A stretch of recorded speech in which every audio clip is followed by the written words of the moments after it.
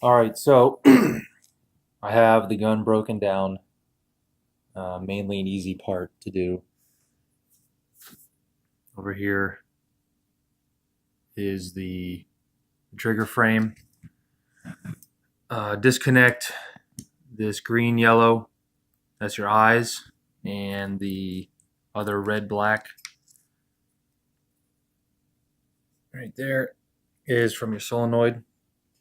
So if you have these two disconnected, your solenoid and your eyes, you can then just pull away. I also pull out the board, but you pull out the board as well, disconnected from there. There is a screw hole that holds it in, so make sure you disconnect the board. Kind of just it'll kind of be sitting in there like that, screwed in. So if you can get to this point, then you're pretty good. What I was talking about is right here. It'll focus in right there. They have a gold block, and that silver piece leads up into your LPR area where that valve is. I still have my LPR on right now. I'm gonna go ahead and take it off. I'm gonna put the phone down. What you have to do is take the LPR out, and you have to take the stem and the spring out because the whole valve body is going to come out the front this way.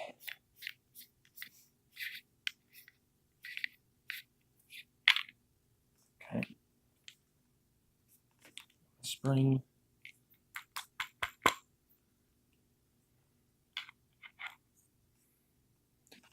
And stem.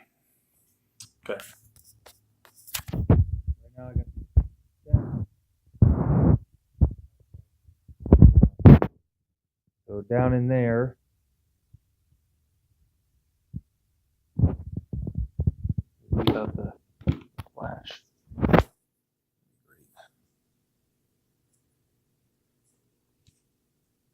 Yep. So down in there we have where the valve stem goes and your valve.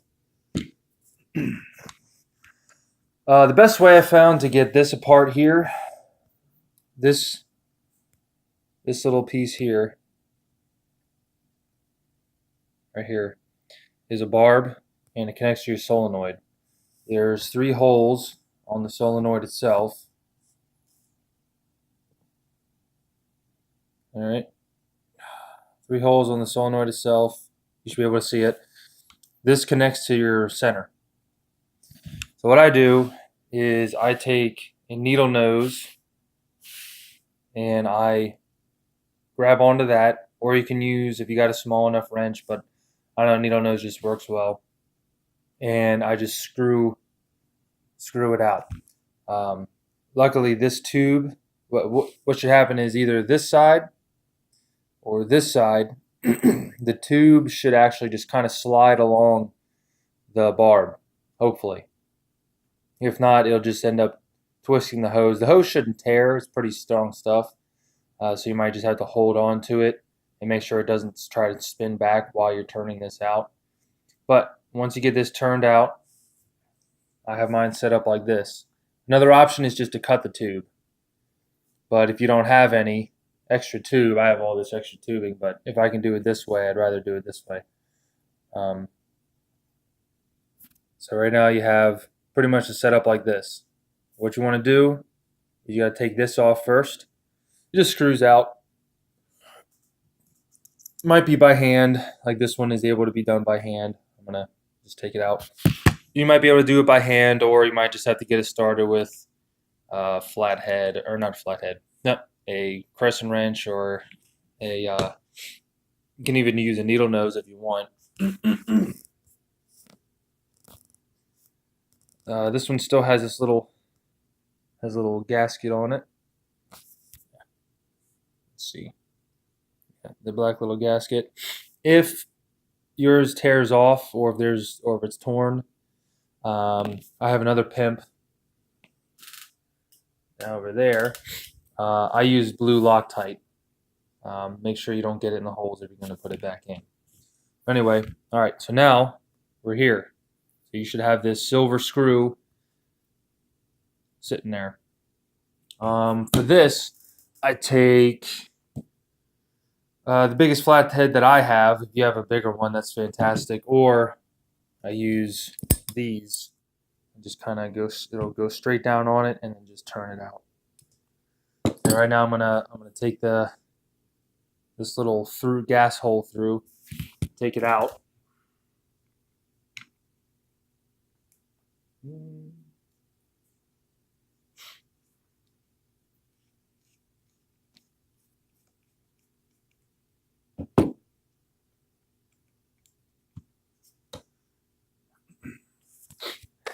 Okay. Once you have it out, looks like this. Has some holes in it. There should be 2 O-rings at the top and then 1 there at the bottom. If you don't have those, then air is going to come up, because air comes in the middle here to those holes,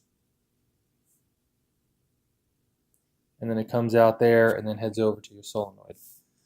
So if you don't have both of those on the top, it's going to come up through, go around the valve and out your barrel. Now you got an empty hole. Now we're going to pull the valve out. For this, I usually use one of two picks. That style or that style. It's metal, so it shouldn't. I haven't had any damage so far, so it should be fine just to take them out the way it is. There's a hole at the top which leads up and out, so I normally angle when I'm pulling these out. I'll angle upwards because you can actually get a hold of something and pull it out and take it out. Okay, now once you have it out, looks like this right here. You have 2 O-rings on it, and that's about it. This bottom little divot there, that's where this goes on. So when it's actually together, inside the gun it looks something like this. But anyway, all right. So now if you don't have these 2, or if they're damaged, see, air comes in this way through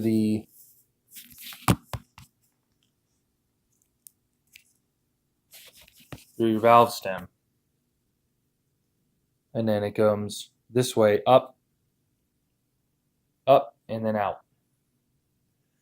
So if you have a slight leak, it could be because the valve stem, even though it looks fine, air could still be getting behind it. I mean, it's only plastic, so if it's misshapen in any way, then yes, it will allow air to go behind it, even a slight hiss. And if any of these are damaged, really, if it's the front one. The back one is more so that when the air goes through the top here, it's not leaking out the back, and you're wasting. So that way, once it comes through, it comes up and out, and it's the most efficient that it can be.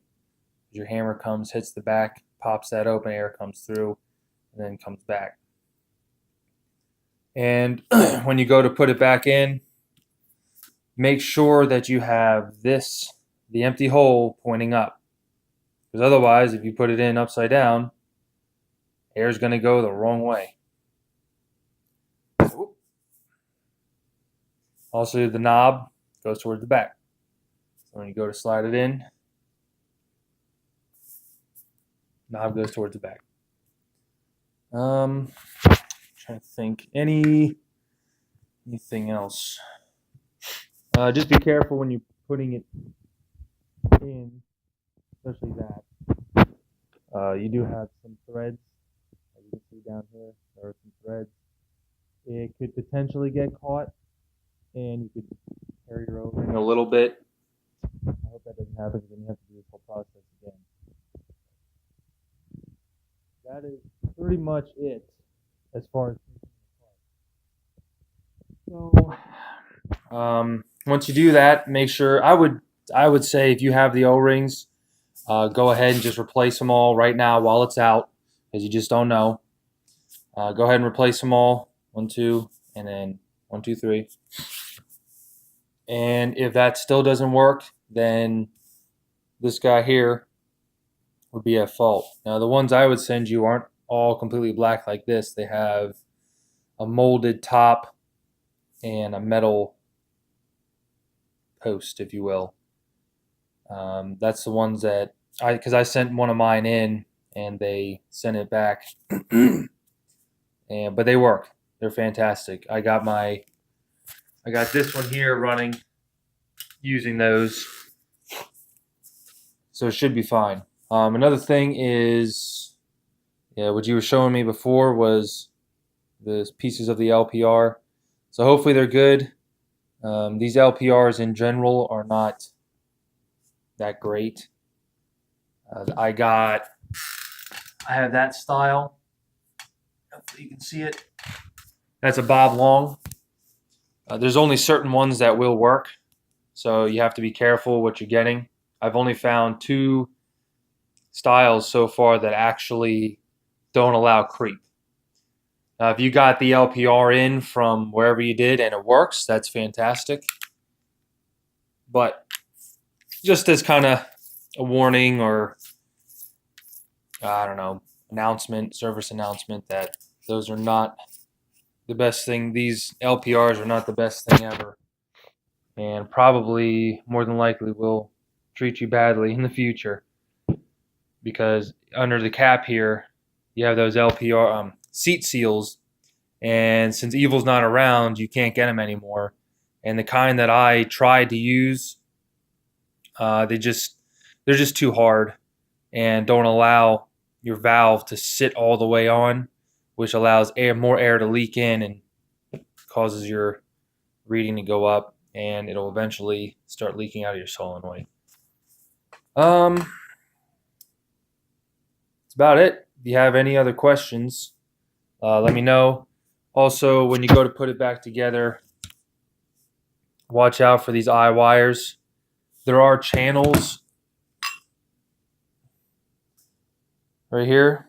There are channels, so make sure that your wires are going into those channels when you're putting them back together. Otherwise, yes, you will crush them. And since they aren't around anymore, you would probably have to get maybe Bob Long ones from the old Intimidators would work. But no guarantees. I haven't tried it yet.